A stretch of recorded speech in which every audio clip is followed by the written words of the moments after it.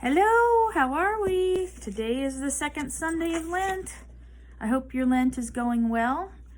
Today we have beautiful readings from Genesis and Psalm 33 and 2 Timothy, and we are in the Gospel of Matthew. That's where I want to focus today on, is the Gospel of Matthew. The beautiful Gospel, the story of the Transfiguration.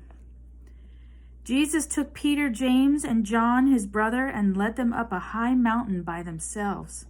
And he was transfigured before them. His face shone like the sun, and his clothes became white as light. You know, I've always listened to this gospel, and the only vision I ever got about it or thought about it was what the apostles must have felt watching Jesus be transfigured into this bright white light. I never paid much attention to what came after that part in the gospel.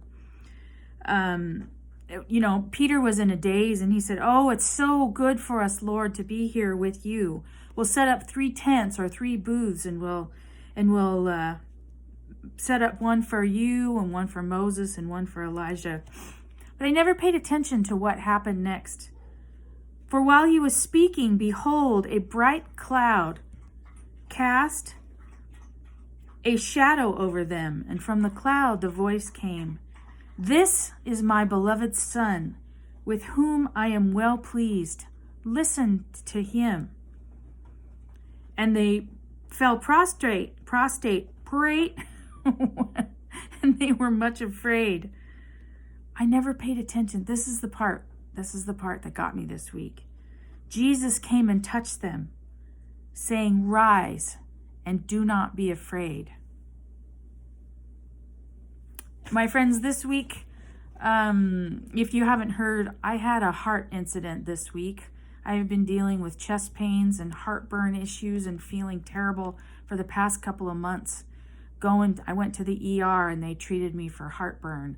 And then I went to my regular doctor, who also treated me that way, and sent me to a gastrologist who thought that it sounded more like heart issues. So she sent me to a cardiologist. And while on the stress test, my heart did some awful things. And within an hour, I found myself on a table having an angioplasty, and ended up inserting a stent into my widowmaker artery because it was 80+% blocked. It was just a whirlwind of a day, of a week for me.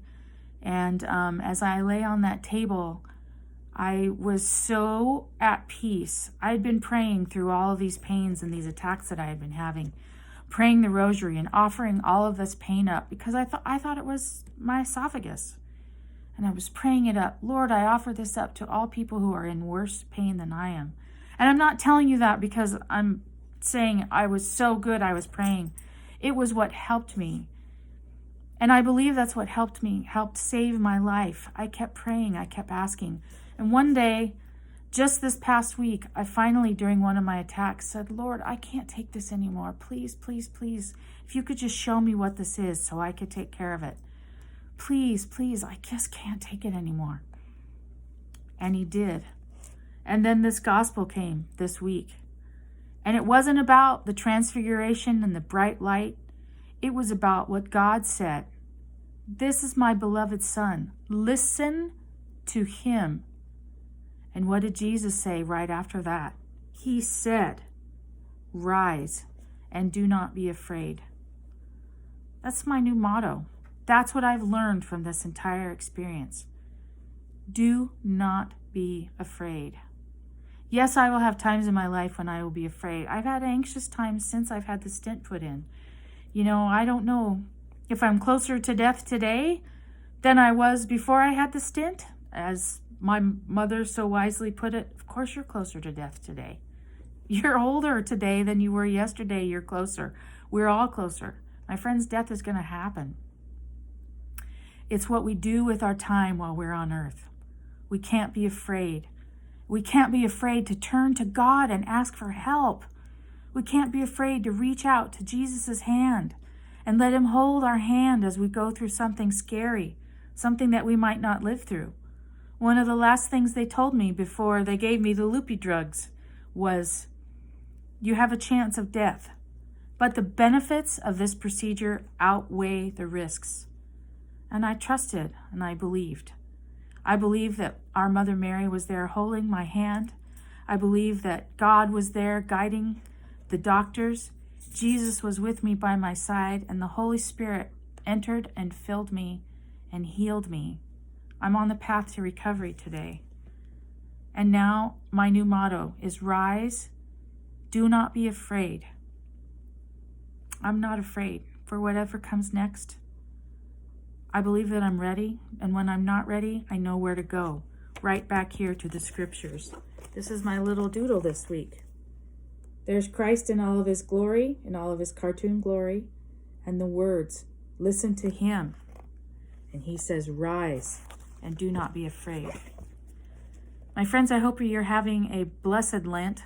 I hope you're drawing closer to God every day. I hope you're taking advantage of all the sacraments, especially the Eucharist and reconciliation.